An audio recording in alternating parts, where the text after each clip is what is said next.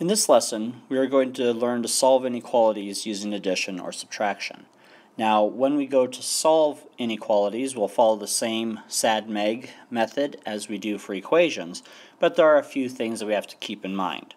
We're going to begin our study by looking at the properties associated with this. So, first, the addition property of inequality states, adding the same value to each part of an inequality creates an equivalent inequality. What this means is that if I start with A being less than B, then I can say A plus C would be less than B plus C. If 4 is less than 5, then 4 plus 2 is less than 5 plus 2.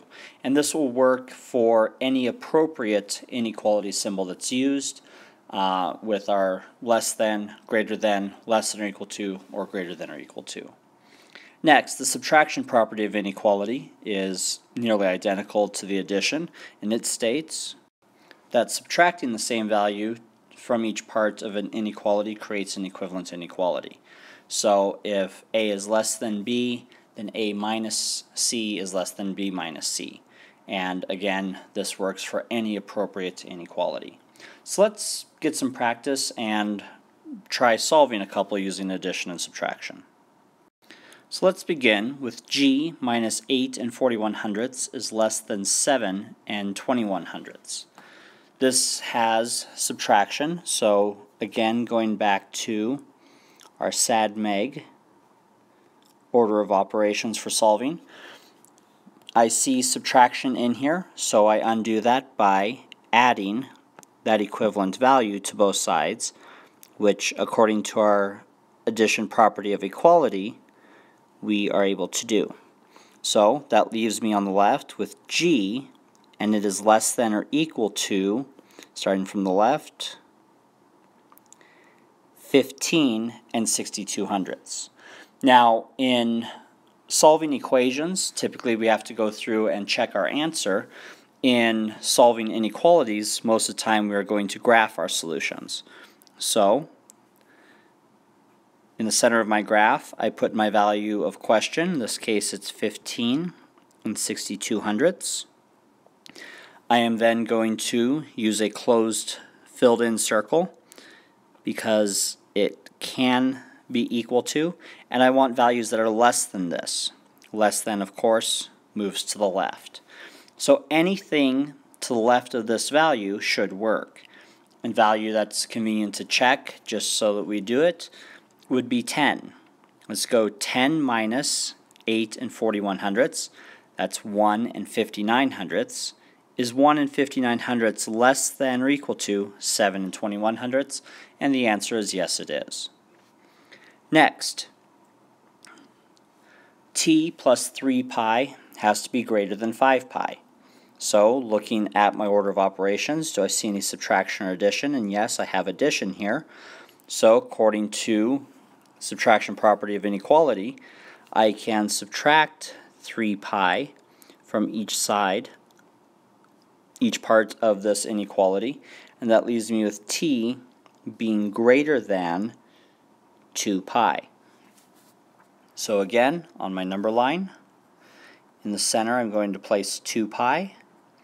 Now because I can't be equal on this one, I'm going to use an open circle, and I want values that are greater, so I move to the right. So any value greater than 2 pi. Let's check with 6 pi. 6 pi plus 3 pi is 9 pi, and 9 pi is greater than 5 pi.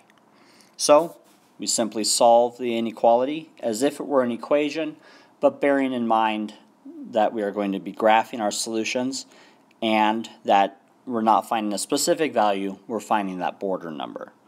Let's practice with a few others. First, m plus 7 is greater than or equal to -6. So what I do here, since I see addition, I'm going to use subtraction property of inequality, and I come out with m being greater than or equal to a -13. Now on the number line, I place my -13 in the center. Then I'm going to use a filled-in circle since this is equal as an option, and I want greater than, so anything to the right. Running a quick check, since 0 is greater than any negative number, and that would be to the right out here, 0 plus 7 is 7. 7 is greater than or equal to negative 6. Next, we have negative 2/3 plus f is less than 1/2. Now I see in this problem that I have addition, but what is being added to my variable? It's a negative number. How do we turn a negative number into 0? And that is we add its opposite. We are going to add 2/3 to both sides of this inequality.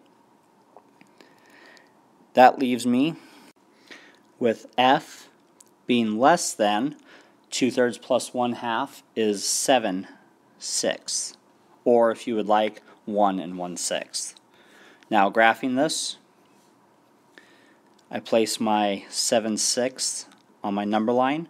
I'm going to have an open circle, and I want items that are less than this. Again, 0 is a convenient number to use.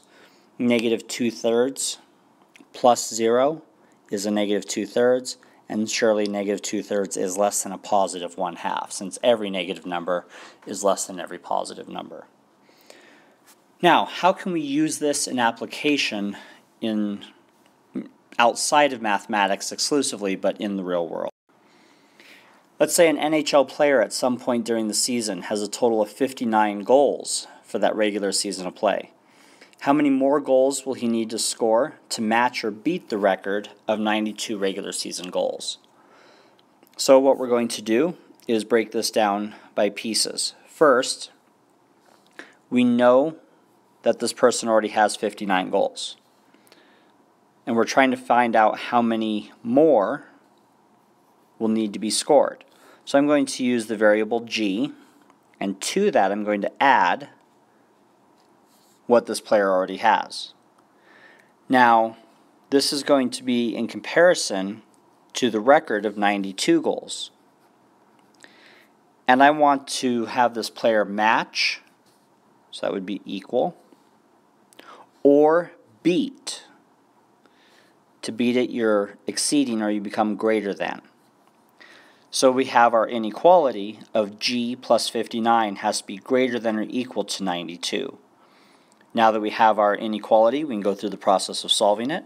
Since I have addition, I'm going to use subtraction property of inequality. And that tells me that g will be greater than or equal to 33. So this player will have to score 33 goals in order to match that record, or more in order to beat the old record and become the leading scorer of all times for a regular season.